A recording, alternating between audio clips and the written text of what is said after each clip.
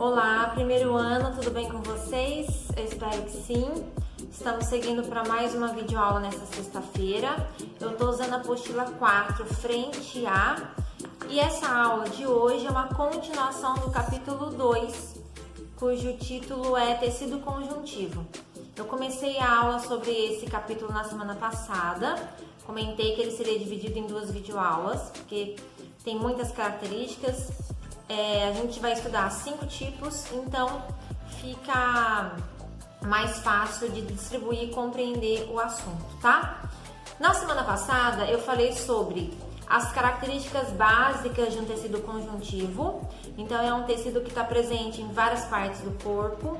Ele nutre outros tecidos, como o tecido epitelial, que a gente já viu.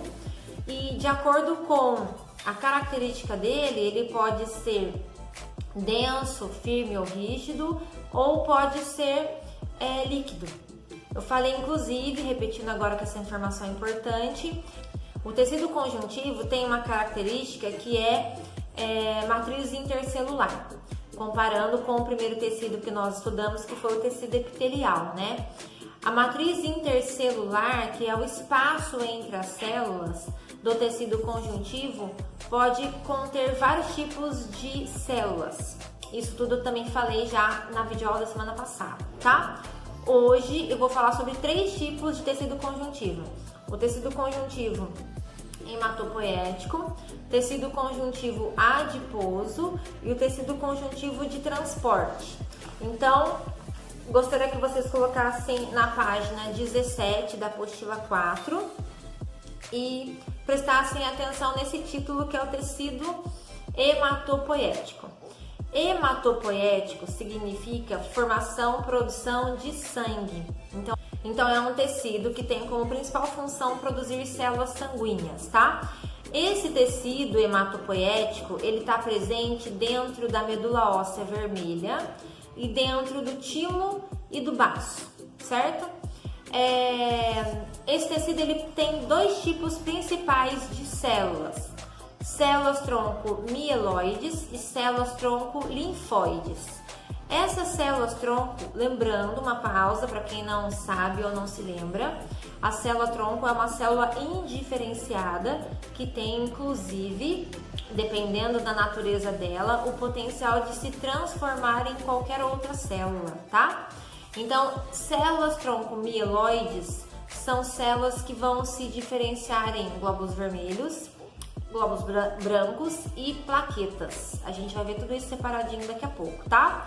Células tronco linfóides são células que dão origem a alguns tipos específicos de glóbulos brancos, que são os linfócitos. Essas células tronco linfóides, elas também se deslocam de dentro da medula óssea vermelha e vão parar em outros tecidos, como linfonodos, baço, timo, amígdalas, vias respiratórias, intestino. Então, essas regiões que eu acabei de citar possuem linfócitos no local. Tecido conjuntivo adiposo.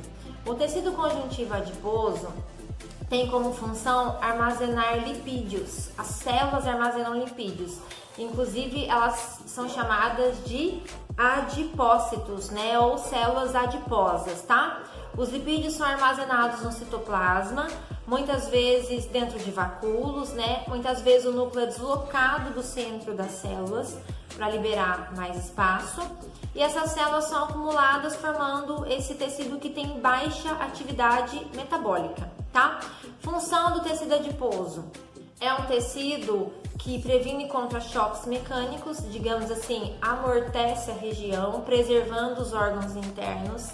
É um tecido também muito bem constituído, inclusive, em animais que estão adaptados ao frio. Então, o tecido adiposo, ele preserva a temperatura corpórea interna, permitindo que tanto a temperatura baixa externa não atinja esses órgãos, né? Assim como o calor fique preservado interiormente no animal, pensando, claro, no reino animal, né? E animais que têm uma camada adiposa espessa, tá? A gente vai ver agora, se vocês estiverem com a apostila, pode virar a página 18, os tecidos, aliás, o tecido conjuntivo de transporte. O sangue e a linfa são dois tipos de tecidos de transporte, tá? A gente vai ver agora nesse primeiro momento sobre o sangue. O sangue, ele é um tecido líquido, tecido conjuntivo líquido. Ele possui, analisando sua constituição, duas fases, uma fase líquida e uma fase de elementos figurados. Essa fase líquida possui nutrientes dissolvidos, gases, várias proteínas, fibrinogênio, vou falar daqui a pouco, e albuminas, que fazem parte da regulação osmótica, tá? Elementos figurados: glóbulos vermelhos, glóbulos brancos e plaquetas. Bom, falando um pouco sobre os glóbulos vermelhos agora, ou hemácias ou eritrócitos, são três nomes para a mesma célula. São células de extrema importância, são anucleadas, elas são células achatadas e elas possuem no seu interior um pigmento chamado hemoglobina. E a hemoglobina é justamente o pigmento capaz de formar uma ligação com o oxigênio. Então ela é responsável por conectar-se com o oxigênio e promover a distribuição de oxigênio pelo corpo. As hemácias têm um tempo de vida super curto, em torno de 90 a 120 dias. Então, diariamente, o tecido hematopoético que a gente acabou de estudar precisa fazer a renovação dessas células. E as hemácias que estão atingindo já o seu prazo de validade, digamos assim, são encaminhadas para o fígado e para o baço.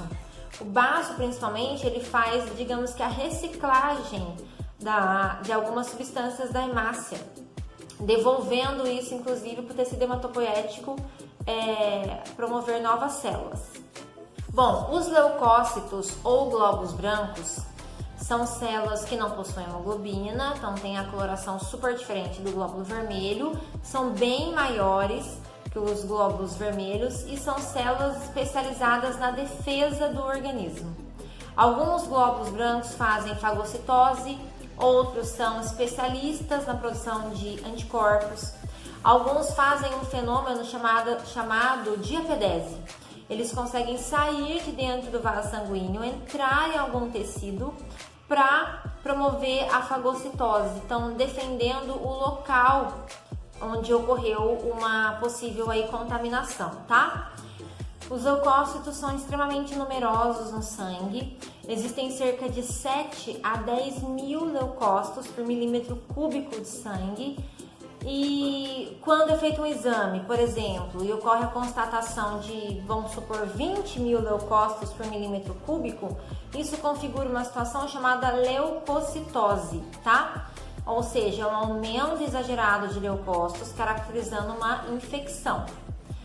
Do contrário, seria uma taxa menor do que 7 mil, também significa que a sua carga, nível de defesa do organismo está muito reduzido, tá? Então são situações que caracterizam algum tipo de problema ou doença. Por último, a gente vai ver um pouquinho sobre as plaquetas. As plaquetas são fragmentos de células, então não são células com toda a estrutura celular, que a gente já estudou bastante até aqui. São produzidas lá no tecido hematopoético e a função principal da plaqueta é a coagulação sanguínea. Toda vez que um vaso, uma sequência de vasos é rompida, ocorre uma cascata de reações, uma sequência de reações para que ocorra a formação de um coágulo. Esse coágulo ele serve para estancar esse sangramento, esse vazamento. E a plaqueta está completamente envolvida nisso, tá? Acontece que para acionar dezenas e depois centenas, milhares de plaquetas numa região e esse coágulo ser formado, a gente precisa de uma substância, uma proteína chamada fibrinogênio que está presente no plasma sanguíneo, tá? Esse fibrinogênio, ele vai se transformar em fibrina e essa fibrina é uma proteína insolúvel. Então, ela consegue se aderir à parede do vaso sanguíneo e em seguida ocorre a presença das plaquetas e aí é feito, digamos, com um emaranhado de células, dando origem ao coágulo, tá? Só uma observação que é o seguinte, para que o fibrinogênio se transforme em fibrina, é preciso de uma enzima que é formada lá no fígado a partir da vitamina K. Vejam na página 21 da apostila de vocês uma observação sobre isso, tá? Um esquema, quer dizer, sobre isso.